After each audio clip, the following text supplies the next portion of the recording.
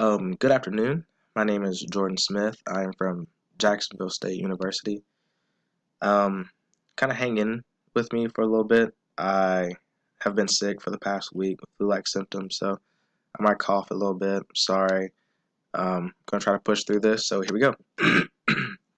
um, I'm doing my presentation on a high-intensity interval training based running plan improves athletic performance by improving muscle power.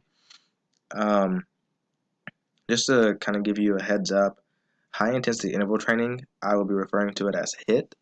Um, so you will see that multiple times throughout my presentation. The author of this article is Felipe Garcia. Um, let's get started. This study was done to show the effects of a 5-week HIIT-based running plan on athletic performance and to compare the psychological and neuromuscular responses of two groups of athletes. The control group was asked to keep their routines the same. However, the experimental group was asked to maintain only their swimming and cycling, but asked to change their running routines. Excuse me. Um, this makes sense in the act of this is obviously a HIIT running program. So obviously they're going to keep the swimming and cycling the same for the experimental group. Um, the idea was that they were going to do a HIIT running to see if it would affect the swimming and cycling aspects of this experiment. Obviously, the control group was asked to stay the same. If they were to change their routine, obviously it would give a different outcome to the experiment. So the study shows that the triathletes who were in the experimental group did in fact have a better outcome in the competition. This improvement is suggested to be due to improved neuromuscular characteristics that were transferred into improved muscular power and work economy. What that means is that after their high intensity training, that improvement of the neuromuscular characteristics obviously transferred into how hard the muscles would work at that high level because they were being put through that test for the 5 weeks. um, Obviously, when you're doing your research article, you have to do research on your own to kind of back up your ideas. So I decided to go through and kind of find a few articles that I thought helped propel this article. The first one that stood out to me was Interval Training for Performance, a scientific and empirical practice. The article is giving insight on when athletes first started doing interval training. This training paved the way for HIIT, therefore it is a necessity for the study. I believe that interval training was the godfather of HIIT training, obviously, because interval training is as if you were taking somebody who was jogging and walking. Obviously, the interval would be jog 5 minutes, walk a minute, jog 5 minutes, walk a minute. So, the creator of interval training had an idea that instead of just doing jogging and walking, let's take it up a level and make it more high intense. That's where the high intensity comes from. Is that instead of jogging, let's do sprints. Let's do sprints for 100 yards or 100 meters, and then let's jog for 10 meters. That way you kind of catch your breath for a second. It's high intensity. Um, Another article that helps better break down the study is High Intensity Interval Training Solutions to the Programming Puzzle, Part 1, Cardiopulmonary Emphasis. This article helps you better understand how high intensity workouts can improve cardiorespiratory and metabolic function. Um, One big thing about working out and being physically active is not only increasing your muscle power and your work ethic, but to also help your heart and help your lungs. So obviously, if you can get a good um, blood flowing to your heart, which would translate into how much blood is being pumped throughout your muscles and your body to help you run faster, be smarter, and to not get injured. Um, this article helps you realize that high intensity workouts can improve your cardiorespiratory, which means that if you function at that higher level with a high VO2 max, then obviously you can last longer.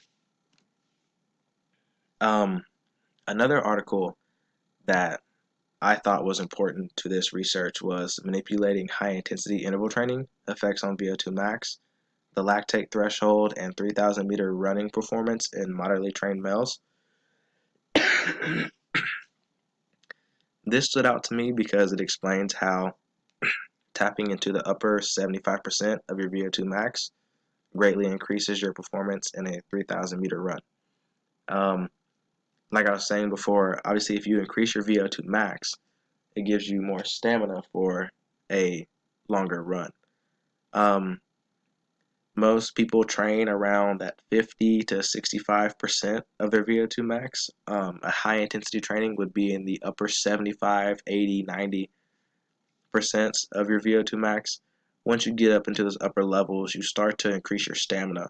The way that I feel like this relates to our previous research article that we're talking about is that if I train at this level for 5 weeks of a 75% of my VO2 max, obviously my stamina will increase and I'll be able to perform better because I've been training at a higher level. One of the problems that the authors diagnosed in the beginning is that the triathletes that are doing the same old medium interval training are not progressing in their respective fields. This is a problem because competition is always getting tougher. This means new training regimens need to come into effect. Obviously, when you start working out and start competing, there's going to be new ways and new things that you can do to have a better effect. To continue on, the hypothesis that the authors came up with, they wanted to do a study to see if HIIT training would propel triathletes forward in their sport. The hypothesis is that the experimental group who is doing the HIIT training will do far better than the control group. Obviously, we will see the results of this hypothesis later on, but obviously, if you have your experimental group and your control group, we're going to be able to get a pretty good idea of what the author was trying to do. Hopefully, I do believe it works out for the better. So let's see. To start this whole experiment, you obviously need to have a good range of what you're working with. So for this study, the authors got a group of 13 adults ranging in age between 30 and 35, all of which have a previous background of being triathletes and are currently competing in races. Obviously, if you're getting a group of people competing in races, they're in really good health. You wouldn't want a group of 13 people ranging between 30 and 35 who aren't in good health. That would obviously throw off your scale of who is progressing, who's not. If you take somebody who hasn't been doing stuff at all and try to throw them in with a bunch of athletes, obviously in 5 weeks they're going to excel in their results. So the experimental group consisted of 7 out of the 13 participants. This group of athletes was allowed to continue the same swimming and cycling exercises, but had to do a HIIT-based running exercise, like I explained earlier. The control group consisted of 6 athletes. These athletes were told to maintain their regular moderate intensity swimming, cycling, and running exercises. And for the trial, to start the experiment, both groups performed a pretest to document baseline results. So obviously they started out with a test that had them do a 750-meter swim, a 20-kilometer cycling, and a 5-kilometer run. Once the pretest finished, the athletes in the experimental group began their 5-week HIIT training program. The control group continued their normal training. After the 5 weeks, the athletes underwent the same pretest to judge the outcome of the experiment. Excuse me. Here's some data that came through in the article. This right here is a table that shows the the training that the experimental group performed during the 5 weeks. Um, they have the intensity of how their VO2 max should be, and then, of course, the 5 weeks lined up. Um, the exercises are right here in front of you. It's once you look at it, it seems kind of hard, but obviously these are high-end athletes who are used to this type of training. So 100-meter runs with 30-second rest, that'd be the high interval, low rest. So you're trying to knock these out as quick as possible. um, this data explains the pretest and post-test results. The dark gray is the pretest, and the light gray is the post-test. The experimental group, which is on the left side, obviously started out somewhat even with the control group on the pre-test, but you can see on the light gray part of the experimental group for the post-test, some of these blocks are slightly shorter, which means that their time, it didn't take them as long to finish the test, which means they got faster, which is what you wanted to see. That was the hypothesis, that they would get better with the HIIT training. Obviously, the control group stayed the same. Some spots, they kind of got slower, like on the run time. So this kind of shows baseline that the HIIT training worked. And this data also helps break it down for you a little bit better. If you can't visualize the chart, this is just straight times all the way across. So obviously EG is the experimental group and CG is the control group. So just a heads up on that, if that helps you out. Swim times got better for the experimental group, cycling times was better, and run times overall was better for the experimental group. Control group did stay the same, like I said before. Some of their times did get worse. It just means that they, stayed to the same routines of exercise like they were used to, and that they did what they were supposed to.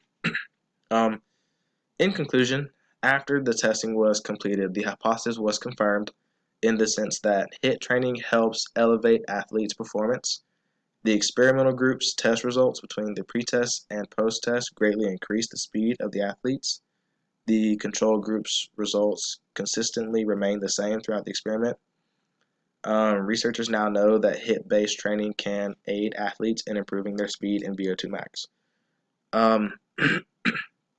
I personally enjoyed doing this and kind of doing this research. I thoroughly enjoy exercise and reading about how to improve myself. Like I said before, I'm very sorry. I'm sick. I have flu-like symptoms. Thank you so much for hanging in there with me. I hope that I didn't cough too loud in your ear, and hopefully you have a good day. Thank you. Bye-bye.